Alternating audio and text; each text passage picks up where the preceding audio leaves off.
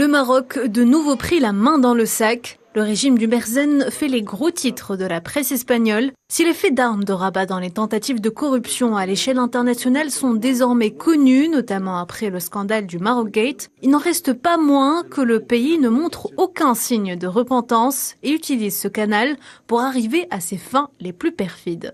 Selon le média espagnol El Confidencial, le Maroc est soupçonné d'être impliqué dans l'achat de votes par correspondance dans des élections qui concernent l'enclave espagnole de Melilla.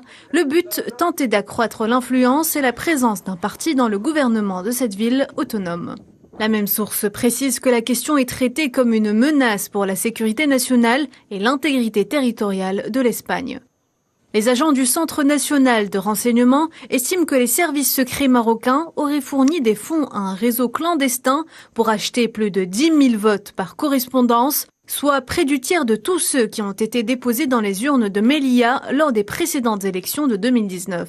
Une manœuvre qui risque fort de fausser les résultats du scrutin. Les autorités prévoient que l'abstention avoisinera les 30%, puisque sur les 11 707 votes par correspondance demandés, seuls 7,8% ont été validés. Les conséquences de l'énième affront marocain pour s'étendre à la structure électorale espagnole, le ministre de l'Intérieur, Fernando Grande Marlaska, a assuré à Melilla que le gouvernement étudiait une réforme de la loi électorale afin que l'identification de l'électeur par courrier soit également requise lors du vote et pas seulement dans l'application et dans la réception de la documentation électorale.